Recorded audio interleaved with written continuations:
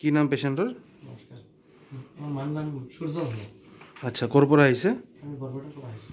আচ্ছা, কিমান এজ কিমান? 60 ইয়াৰ্ছ হৈছে। কি প্ৰব্লেম আছিলে তেখেতৰ? পিছফালে কমতে বিষৰ কাৰণে খোজ কাঢ়িব পৰা বন্ধ হৈ গৈছে। বিছনাত পৰি আছিলে। আচ্ছা, তেখেতৰ নাই, তাৰপিছত লৈ আহিলোঁ ইয়াতে ছাৰক দেখালোঁ। কিমান দিন আগত আহিছিলে লৈ? একমাহ। আচ্ছা, আৰু কি ক'লে প্ৰব্লেম আৰু? ভৰিত খোজ কাঢ়িব পৰা বন্ধ হৈ গৈছে। তেখেতে বিছনাতে পৰি আছিলে। আচ্ছা দিব পৰা নাছিল। আচ্ছা, এতিয়া পজিশ্যন কি পেচেণ্টৰ? এতিয়া ছাৰৰ ঔষধ খাই একদম সুস্থ হ'ব হৈ গৈছে। খোজ কাঢ়িব পাৰি আছে ন? কোনো ধৰণৰ কোনো প্ৰব্লেম নাই। প্ৰব্লেম নাই কোনো ন? ঠিক আছে। আমাৰ পেচেণ্ট মিছেছ সূৰ্য ভানু, 60 years, ফিমেল। তেওঁ এজন ডায়েবেটিক পেচেণ্ট আৰু তেওঁ চাৰ্ভাইকেল আৰু লাম্বাৰ মানে শ্লিপ ডিস্ক আৰু ষ্টেন'চিছ আছে।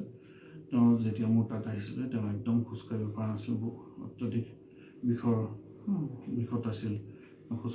খোজকাঢ়িব পৰা নাছিল, তেওঁ ইফালে সিফালে যাব পৰা নাছিল। তো আমি বস্তুটো এছেছ কৰিলোঁ ফাৰ্ষ্ট। তো যিকেইটা তেওঁ বাহিৰৰ ইনভেষ্টিগেশ্যন হয় আমি চালোঁ। চাই পেলাই মেইন আমি যোনটো কৰিলোঁ হৈছে তেওঁৰ হাড়কেইটা উইক আছে, সেই হাড়কেইটা ষ্ট্ৰং হোৱাৰ কাৰণে দৰৱ দিছোঁ। প্লাছ এইকেইটা কিছুমান আমি নাৰ্ভটো মানে চুডিঙৰ কাৰণে দৰৱ দিছোঁ। সেই দৰৱকেইটা দি পেলাই তেওঁ ভালে মানে সুস্থ।